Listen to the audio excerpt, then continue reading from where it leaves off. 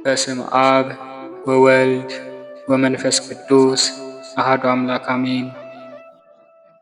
እንኳን ለሕፃኑ ቅዱስ ቂርቆስና ለእናቱ ቅድስት ኢየሉጣ ወርሃዊ መታሰቢያ በዓል እንደዚሁም ለጾመ ፍልሰታ 15ኛ የሱባዔ ቀንና በዚህች ዕለት ታስበው ለሚውሉ ቅዱሳን ዓመታዊና ወርሃዊ በዓላቸው በሰላምና በጤና አደረሳችሁ አደረሰን። የተወደዳችሁ የልዑል እግዚአብሔር ቤተሰቦች፣ የቻናላችን ተከታታዮች ዛሬ ነሐሴ 15 በዚች ቀን የቅዱሳን ሰማዕታት የሕፃኑ የቅዱስ ቂርቆስና የእናቱ የቅድስት ኢየሉጣን የተጋድሏቸውን ዜናና የዕለቱን ስንክሳር እንደሚከተለው እናሰማለን። ከጅማሬያችን እስከ ፍጻሜያችን ድረስ የልዑል እግዚአብሔር ምሕረትና ይቅርታ የቅዱሳን ሰማዕታት ምልጃና ጸሎት ከሁላችን ጋር ይሁን ለዘላለሙ አሜን። አንድ አምላክ በሆነ በአብ በወልድ በመንፈስ ቅዱስ ስም የቅድስት ኢየሉጣን የገድሏን መጽሐፍ ማንበብ እንጀምራለን። ሕፃኑ ቅዱስ ቂርቆስንም ከወለደችው በኋላ ያቺ አወቅኩሽ ብላ ሄደች። በሀገሩም አደረች። በጎዳናዋም ስትሄድ ሰይጣን በፍልስጤም ሰዎች አምሳል ቤተሰቦቻቸውን መስሎ አገኛት። እመቤቴ ሆይ እስኪ ንገሪኝ አላት። እርሷም እሺ አለችው። ሁለቱም ተገናኝተው ተነጋገሩ። የት ነበርሽ? ምንስ ሰራሽ አላት። ያቺም ሴት እንደዚህ አለችው፣ ከተቸገረችና ከኃጥእት ከአንዲት ሴት ጋር ነበርኩ አለችው። ሰውም የላትም። እርሷ ጸንሳ የመውለጃዋ ቀን ደርሶ ነበርና ሕፃኑንም ወለደች። ችግረኛ መስላ በሀገሩ ኖረች። ሰይጣኑ የተሰወረ ነገርን ስሚኝ አላት። በልብሽም ጠብቂው፣ ለማንም አትንገሪው። ለማጥፋት የሚመክሩ ያለ መኳንንቱና ያለ መሳፍንቱ ያለ ነገሥታቱ በቀር ሌላ ሰዎች እንዳይሰሙ። ይህች የምትላት ሴት ማናት አለችው። እርሷ ከፍልስጤም ነገድ ክርስቲያን ናት አላት። ነገዱ ከግብጣም ቤተ መንግሥት የሆነ ስሙ ፈረሽመል የሚባል አንድ የአዳል ንጉሥ አለ። ወደ አባቷም ይህችን ልጅ ይሰጠው ዘንድ ላከ። አባቷም እሺ አለው። እርሷም በግልጽ እምቢ አለች። ከዚህም በኋላ በግዳጅና በብዙ ጭንቅ ሄደች። እርሷ ግን በመልአኩ ብስራት ኖረች። ያ የንጉሥ ልጅም በሥጋ አንድ ጊዜ ተገናኛት። ከዚህም በኋላ ያለ ፈቃዱ ወደ አባቷ ሀገር ሄደች። እርሷም ወደ ጠፋችበትና ወደ ተሰወረችበት ቦታ ይፈልጓት ዘንድ አዘዘ። ችግረኛንና መጻተኛን መስላለች። የወለደችውም ሕፃን መሰሪ ነው። መድኃኒትም ሴቶች ከወለዷቸው ሁሉ ይበልጣል። በጥበብና በምክርም እንደርሱ ያለ የሚመስል የለም።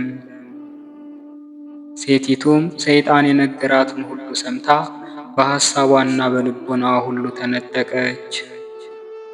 በሰይጣን ነገር ጣዕምም ልቦናዋ ተነጠቀ። በሥጋ ታገባውም ዘንድ ወደደች፣ እርሱም ያገባት ዘንድ ወደደ። በዚህም ምክርና በዚህ ነገር ሁለታቸውም ተስማሙ። በሥጋ ፍላጎትም ተገናኙ፣ በዝሙት ፍላጎታቸውንም ፈጸሙ።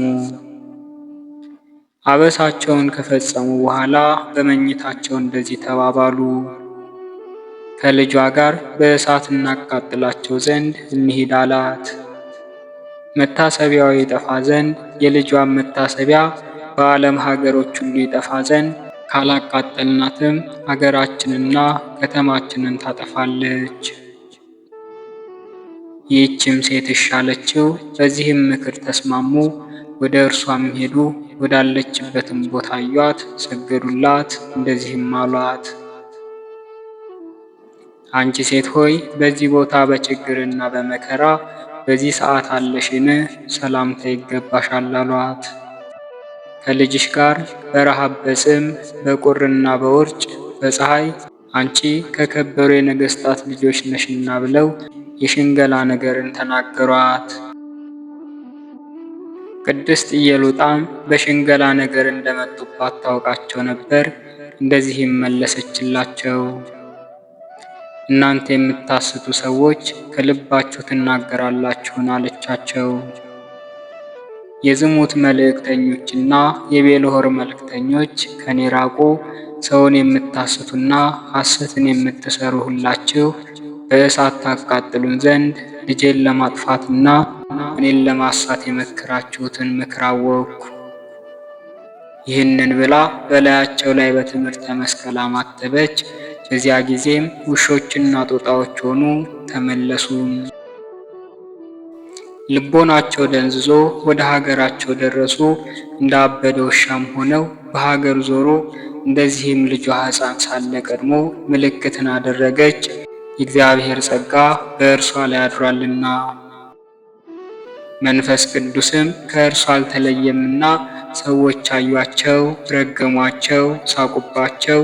በእናንተ ላይ የመጣ ነገር ይህ ምንድን ነው አሏቸው። በእኛ ላይ የመጣ ይህ ነገር ምንድን ነው? አናውቀውም አሉ። በምን ምክንያት ነገሩ መጣብን? ከየትስ መጣ? እንደዚህስ በምን ሆነ? እንደዚህም ሲባባሉ እንደ ቀድሞ ሰው ሆኑ። የሀገር ሰዎችም በፊታቸው መልክ አወቋቸው። የቤት ሰዎችም ከቤታቸው ሰው እንደሆነች እንደ ቤተሰባቸው የመሰለ ሰውንም አወቋቸው። እናንተ የቤት ሰዎች ሆይ ወደዚህ ሀገር መምጣታችሁ ምንድን ነው አሏቸው። እንደዚህ ያለ ስንፍና እንደዚህ ያለ ሕመምና ችግር ያገኛችሁ በምንድን ነው አሏቸው። እነርሱም ያቺ የሰይጣን ልጅ አለች። እኔ ያንን ሰው አገኘሁት። ሁለታችንም ያቺ ችግረኛ የመሰለች ሴት ወዳለችበት ቤት ሄድን። ያችም ሁለታችንን ባየች ጊዜ በእኛ ላይ ተቆጣች፣ በአማልክቶቿም አስፈራራችን። ከዚህም በኋላ እንዳበደ ውሻ ሆንን። የሀገር ሰዎችም አሏቸው፣ እንደዚህ በሀገራችን ስራዬን የምታደርግ የታለች?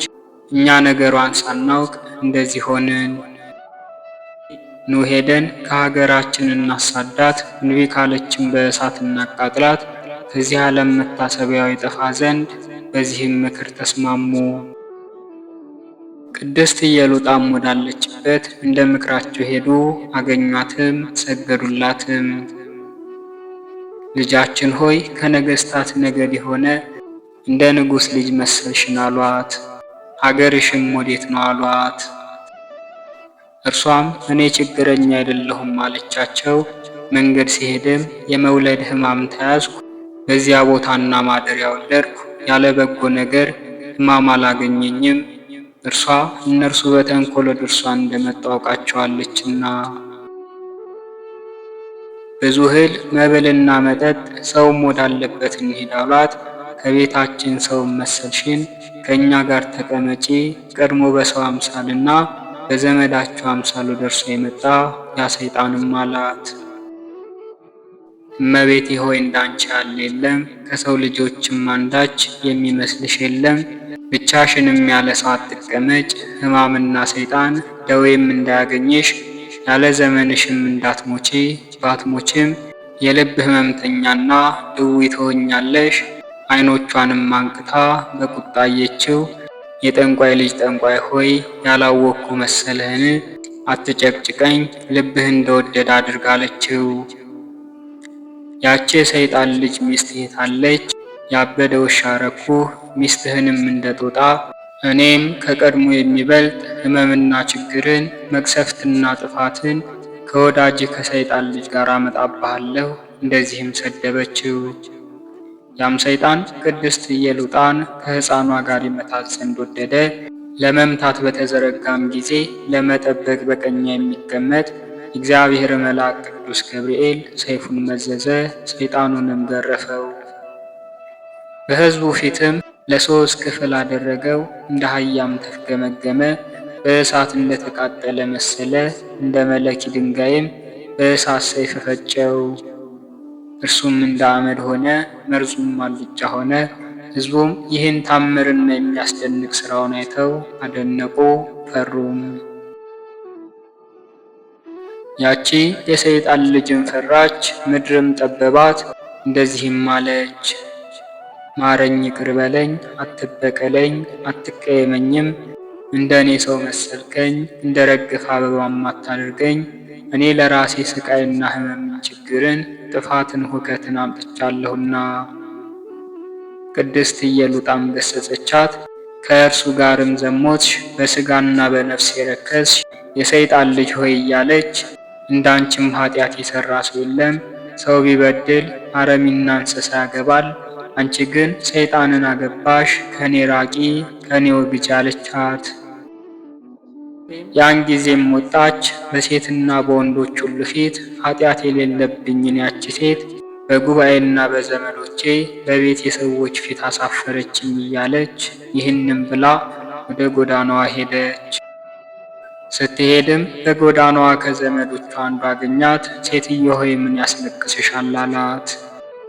እርሱም አትዘኝ አላት። እኔ ጓደኛዬን ቤልሆርን በሰይፍ ስላስገደለችው ከአንቺ ጋር አዝናለሁና እኔም በላይዋ ላይ እመጣለሁ፣ ርኩስ መንፈስ ያቀልጣታል። የስሟ መታሰቢያ ይጠፋ ዘንድ እድል ፈንታዬም ትሆናለች፣ ባሪያዬም አደርጋታለሁ። እርሷም እንደ ሁሉ ሰው አትምሰልህ አለችው። በጥበብና በደም ግባት በሃይማኖት ጽናትም የሚያክላት የሚመስላትም የለም አለችው። ሸንጋዩም መልሶ እንደዚህ አላት፣ እኔ ወደ መኮንኑ እሄዳለሁ፣ በተንኮል ስራዋን እነግረዋለሁ፣ በእሳት ያቃጥላት ዘንድ ግድለዋለሁ። ነበልባሉም በክንድ 15 ያህል ከፍ ከፍ አደርገዋለሁ። እንደዚህም በዚህ ምክር በዚህ ነገር ተስማሙ። ያች የከፋች ሴትም እሺ በጎ አለች። ከተሻለህ እንደዚህም ይህንን ተናግሮ ምክርህና መናገርህ መልካም ነው አለች። ተአምሯንም ያዩ ፈሩ፣ ለመኗትም። ከቅድስት ኢየሉጣ ጋርም ደናግላኑ ቃል ኪዳን ገቡ። በፍጹም ደስታ ወደ ቤታቸው ገቡ። በመንፈቀ ሌሊት ጊዜ ያ የሚያስት የሀገር ሰዎችን ያስታቸው ዘንድ መጣ። እርሱም የሚያጣላ የሚጣላ ሰዎችን ለማሳት የሚላክ ነው። ያቺ ሴት ያማለችኝን እነግራችሁ ዘንድ ስሙ አላቸው። ባለመድኃኒት ናት፣ ነገሯም እንደ ማርና እንደ ስኳር ይጣፍጣል። በልቧን መጣላትን ታስባለች፣ መድኃኒት በማድረግ የሚመስላት የለም። በመድኃኒቷም ታደማናለች፣ ሀገራችሁንና የቤታችሁን ሰዎች ታጠፋለች። እንደ እርሷ ያለ የለም፣ ከዚህች ሀገር ሰዎች አንድ ቸር ሰው የለም።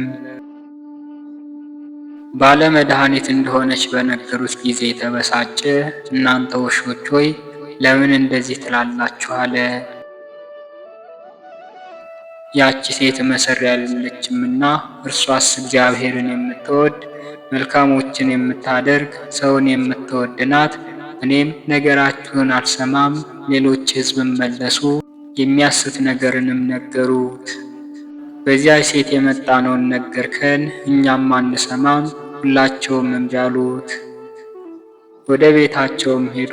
እኛስ ቤልሆር ወደ ቅድስት ኢየሉጣ ትልቅ ሰው መስሎ ሲሄድ አየነው እያሉ ዳግመኛም ሌላ የሚያጣላህ እንደዚህ አለ። ንግሥት ሆይ ሰላምታ ይገባሻል፣ የዓለም ሰዎች ይገድሉሽ ዘንድ በአንቺ መክረዋልና። በመንፈቀ ሌሊትም ወደ አንቺ መጥተው ይፈልጉሻል ይሹሻልም። ቅድስት ኢየሉጣም ያንን የሚያጣላ እንደዚህ አለችው። ኩራተኛ ወንድሜ ሆይ አንተ ከኔ ነህን? ጦርህና በትርህ ለራስ ይሁን። እህቴ ሆይ በአንቺ ላይ ጥፋትን ያደርጉ ዘንድ ያለ ጋሻ ያለ ጦር በዚህ ዓለም መኖር የንብረትስ ጥቅሙ ምንድን ነው አላት። ቅድስት ኢየሉጣም መልሳ እንደዚህ አለችው። ማዳን ለሚችለው ክብር ምስጋና ይግባውና ያለ እግዚአብሔር ሃይማኖት ጋሻና ጦር የጠብ ጥቅሙ ምንድን ነው? እንደዚህም ሲሉ የሚያጣላ ከጓደኞቹ ጋር መጣ።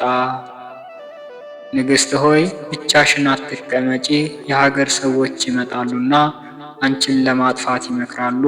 ይህንንም ሲላት ጓደኞቹ መጡ፣ እንደዚህም አሏት፣ ከአንቺ ጋር እንዳንሞት ሰውሪን። እናንተ የምታጣሉኝ እንደሆናችሁ እኔ ያወቅኳችሁ። ይህንንም ብላ ረገመቻቸው። በትምህርተ መስቀል አማተበች። በአልፋ ስም ተሻር፣ በየውጣ ስምም ከሰራዊት ጋር ራቅ ብላ ይህንንም ስም እነዚያን የሚጣሉ ከፊቷ ሸሸቻቸው። በአልፋና በቤጣ ስምም በሰንሰለት ታሰሩ፣ ቅጣትም ሆናቸው። ያያቸውም ሁሉ ይደነግጣል። በዚያም ቦታ ብዙ ቀን ተቀመጡ። የቤልሆርን መንፈስ ያዩ ሰዎችም ደነገጡ፣ ተንቀጠቀጡ። እነዚያም የሚያጣሉ የሐዘን ጦር ሞታቸውም ሆነ። ክብር ይግባውና ቅድስት ኢየሉጣ እምነቷ በእግዚአብሔር ሆነ። ጠላቶቿን በመሳፍንት በመኳንንት ያፈሩ ሆኑ። መላእክትም በቀንና በሌሊት ጠዋትም ማታም ይጎበኟት ነበር። ጠላቶቿ እንዳያስቷት እርሷም ለመንግሥተ ሰማያት ጃንደረባ ሆነች። ሐምሌ 19ም ብዙ ተጋድሎን ተጋደለች። በእሳት ወርቅ እንደተፈተነች ገድሏን ጥር 15 ተፈጸመች። ከልጇ ጋርም አረፈች። ደናግልም እንደዚህ አሏት። የቅዱሳን ርስት በአብርሃምና በይስሐቅ በያዕቆብም አጠገብ ዞሯት። ያን ጊዜም ተደሰተች፣ በምስጋናም ዘለለች፣ ዘመረች፣ አመሰገነችም። ያለ መጠኔ እንደዚህ ያለ ጸጋና ክብር አገኘሁ አለች። ይህንንም ስትል ወደ ደስታ ገነት ገባች። አብና ወልድ መንፈስ ቅዱስ ኪዳንን ሰጧት። መታሰቢያሽን ያደረገ ቤትሽን የሠራ እስከ 15 ትውልድ ማርኩልሽ ብለው የገድልሽን መጽሐፍ የጻፈ ያጻፈውን ማርኩልሽ። በስምሽና በልጅሽ በሕፃኑ በቅዱስ ቂርቆስ ስም ወደ እንስሳት ሞት አይምጣ፣ በሰዎች ላይም ቸነፈር፣ የውሃ መጉደል፣ የእህል መታጣትም አይምጣ፣ ለዘላለሙ አሜን። የቅድስት ኢየሉጣ ጸሎትና የልጇ የሕፃኑ የቅዱስ ቂርቆስ አማላጅነት ሁላችንን ይጠብቀን ለዘላለሙ አሜን። የቅድስትና ብፅዕት የሰማዕት ኢየሉጣ ተአምር ይህ ነው። ጸሎቷና በረከቷ ከመላው ሕዝበ ክርስቲያን ጋር ይሁን ለዘላለሙ አሜን። በአባቷ ቤት ሳለች አንድ ሰው ያገባት ዘንድ ወደደ፣ እንደ ነገሥታት ልጆች ሁሉ መስሏታልና። እርሱም ከመሳፍንት ልጆች ወገን ነው። በቤት ተኝታ አገኛት። መንፈቀ ሌሊትም ወደ እርሷ ሄደ። ነቅታ በእግሮቿ ቆመች፣ ወደ ሰማይም አንጋጠጠች። ፍጥረትን ሁሉ መርዳት የምታፋጥን የሰላምና የምሕረት አምላክ ከየት አለ? ዛሬ እርዳኝ፣ ከጥፋትም በሁላቸው ጠላቶች እጅም ከመቸገር አድነኝ። ዝሙትና ዘፈንን ከሚወዱም የልብ ያልሆነምና። እንደዚህም ስትል ስሙ ገብርኤል የሚባል የመላእክት አለቃ ወደ እርሷ መጣ። እርሱም አትፍሪ፣ አትደንግጪ፣ እኔ ያለሁልሽ አላት። እኔ ሕመምተኛ አደርገዋለሁና። እንደዚህም ብሎ ወደ ሰማይ አረገ። ያም ሰው በቅድስት ኢየሉጣ በጸሎቷ ኃይል ሕመምተኛ ሆነ። ጸሎቷ፣ በረከቷ፣ የልጇም አማላጅነት ለሁላችን ሕዝበ ክርስቲያን ለቤቷ ልጆች ሁሉ ጋሻና መከታ ይሁነን ለዘላለሙ አሜን።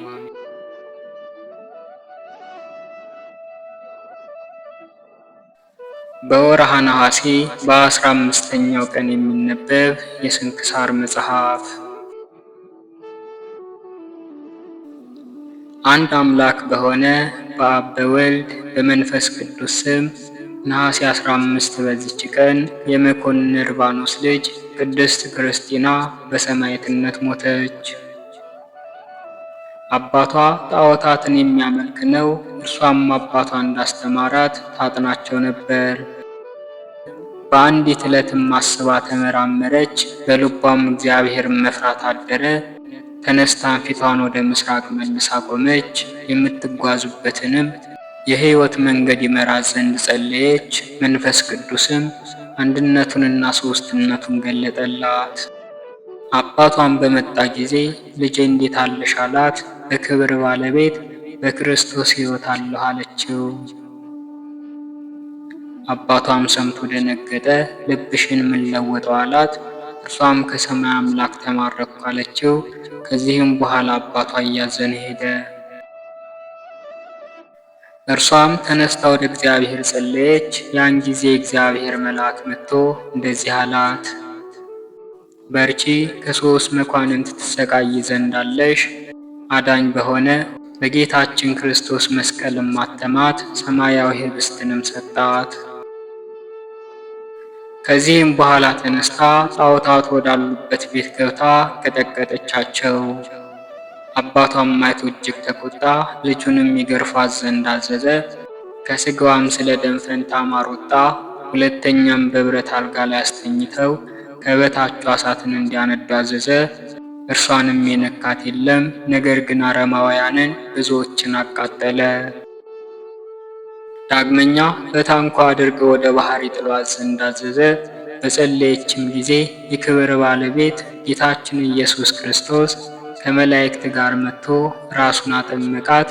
ሚካኤልም በእሳት ቁጠት የክብር ባለቤት የሆነ የክርስቶስን ሥጋና ደም አቀበላት።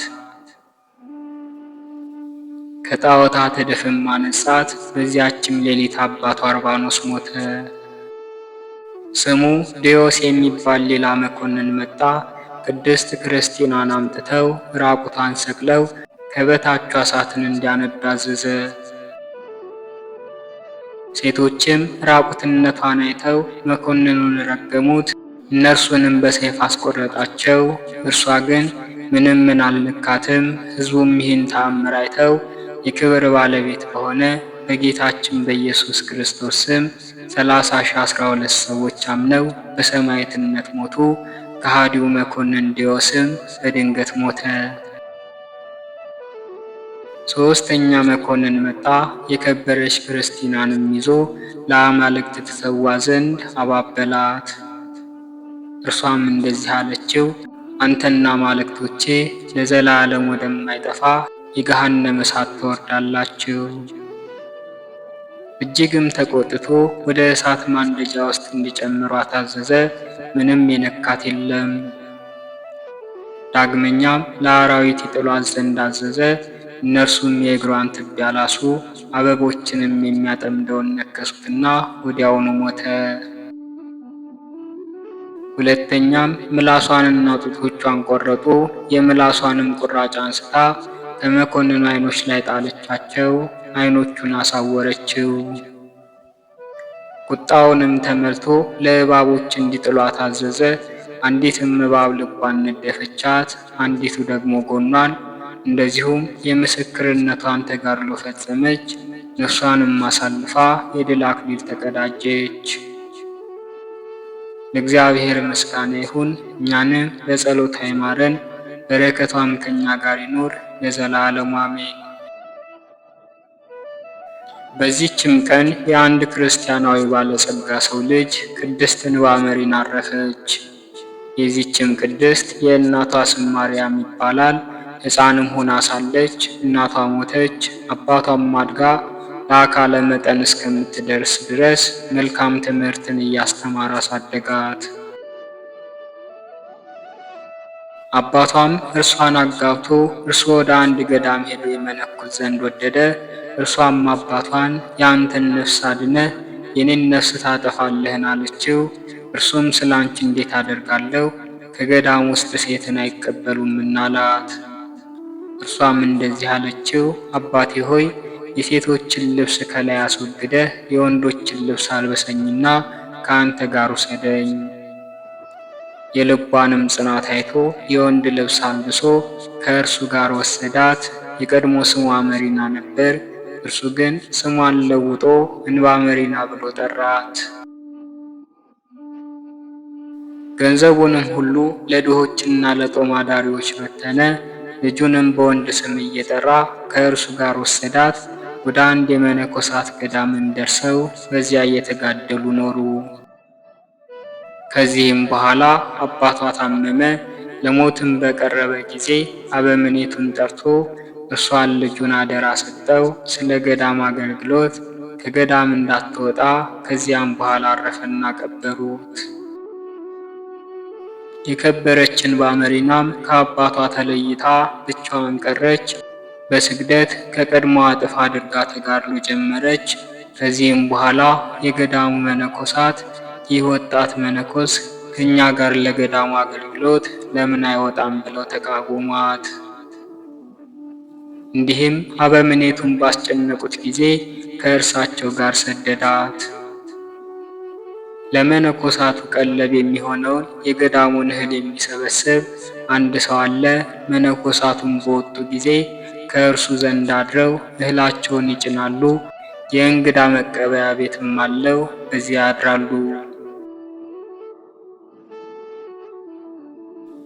በዚያችም ዕለት ከጎረቤቱ አንድ ጎልማሳ ሰው መጥቶ በዚያ ሰው ቤት አድሮ የልጁን ድንግልና ጠፋ።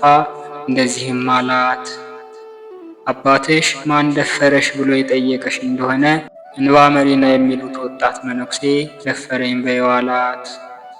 በጸነሰችም ጊዜ አባቷ አወቀ። ማን የደፈረሽ ብሎ ጠየቃት። እሷም እንደዚህ ብላ መለሰችለት፣ አባ እንባ መሪና የሚሉት ወጣት መነኩሴ ደፈረኝ አለችው። ያን ጊዜም ተነስቶ ወደዚያ ገዳም ሄዶ መነኮሳቱን ይረግማቸው ጀመር። አበምኔቱም ሰምቶ ወጣና መነኮሳቱን ለምን ትረግማቸዋለህ? እግዚአብሔርን አትፈራውምን? አለው። እርሱም በልጁ ላይ የሆነውን ነገረው። እንደዚህም አለው፣ አባ እንባ መሪና የሚሉት ወጣት መነኩሴ የልጄን ድንግልና ስለደፈረ ነው አለው። አበምኔቱም በሰማ ጊዜ እውነት መሰለውና እጅጉን አዘነ። ሰውየውንም እንደዚህ ብሎ ለመነው፣ በአንድ ሰው በደል ንጹሐን የሆኑ መነኮሳትን በሕዝባውያን ፊት አታዋርዳቸው፣ ይህንንም ነገር ሰውር አለው። ከዚህም በኋላ ቅድስት እንባ መሪናን ጠርቶ ይገስጻትና ይረግማት ጀመር። እርሷም ስለምን እንደሚረግማት አላወቀችም ነበር። ባወቀችም ጊዜ ከእግሩ በታች ወድቃ እኔ ወጣት ነኝና በደሌን ይቅር በለኝ ብላ ለመነችው። እርሱም እጅግ ተቆጥቶ ከገዳሙ አባረራት። እርሷም ከገዳሙ ውጭ ሆና እየተጋደለች ኖረች። ያችም ልጅ በወለደች ጊዜ የልጅቷ አባት ሕፃኑን አምጥቶ ለቅድስት እንባ መሪና ሰጣት። እሷም እግዚአብሔርን እያመሰገነች ተቀበለችው። በላሞችና በበጎች ጠባቂዎች ዘንድ ለሕፃኑ ወተትን እየለመነች መዞርን ጀመረች። እንደዚህም አድርጋ ሕፃኑን አሳደገችው። ከ3 ዓመትም በኋላ መነኮሳቱ ተሰብስበው አበምኔቱን ለመኑት። አባ እንባ መሪናን ይቅርታ አድርጎለት ወደ ገዳሙ ይመልሰው ዘንድ እርሱም ልመናቸውን ተቀብሎ ከመነኮሳቱ ጋር ቀላቀላት። ይኸውም ከባድ ቀኖና ከሰጣት በኋላ ነው። ከዚህም በኋላ ጭንቅ የሆኑ ስራዎችን ትሰራ ጀመረች። የመነኮሳቱንም ቤቶች ጠርጋ ተሸክማ ወስዳ ከገዳሙ ውጭ ትጥለዋለች።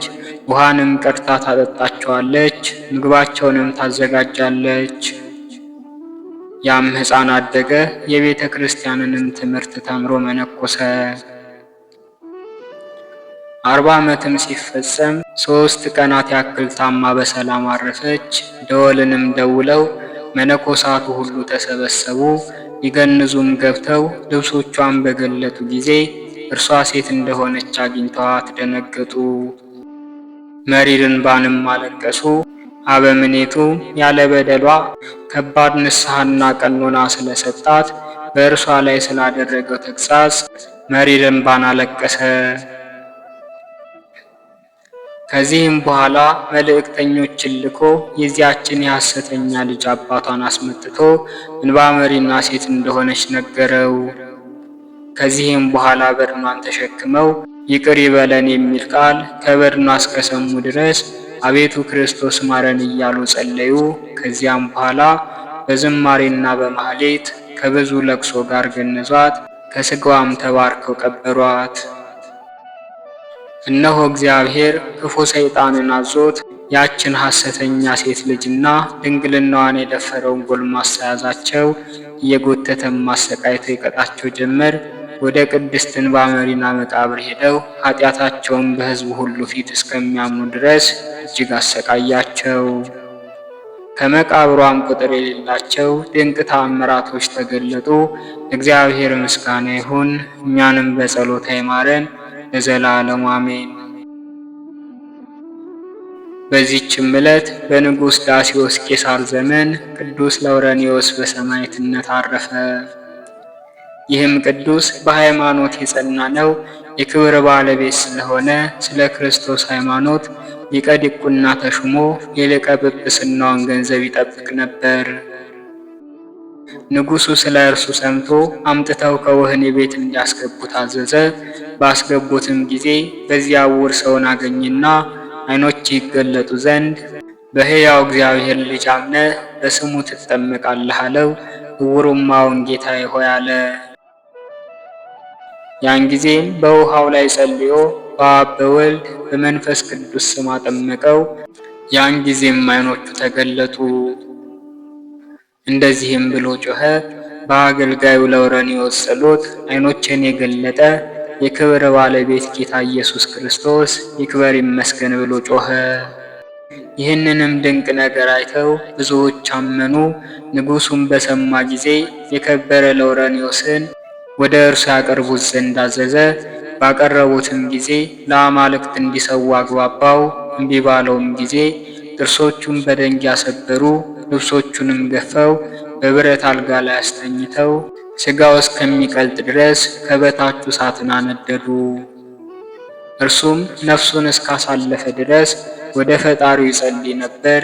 መላእክትም ሃሌሉያ እያሉ ተቀብለው ወደ ኢየሩሳሌም ሰማያዊ ያገቡት። ለእግዚአብሔር ምስጋና ይሁን። እኛንም በጸሎት ይማረን፣ በረከቱም ከእኛ ጋር ትኑር ለዘላለሙ አሜን። ዳግመኛ በዚች ቀን አምላክን ስለወለደች እመቤታችን ድንግል ማርያም ሥጋዋን ስለመገነዝ የሐዋርያት ስብሰባ ሆነ። ጸሎቷና በረከቷ የሐዋርያትን በረከታቸው ከእኛ ጋር ጸንቶ ይኑር ለዘላለሙ አሜን። አነሳስቶ ላስጀመረን አስጀምሮም ላስፈጸመን ለልዑል አምላካችን ምስጋና ይሁን። የቅዱሳን ሰማዕታቱም ጸሎትና ልመናቸው አይለየን እስከ ዘላለሙ ድረስ አሜን። ወስብሐት ለእግዚአብሔር ወለወላዲቱ ድንግል ወለመስቀሉ ክቡር። ይቆየን።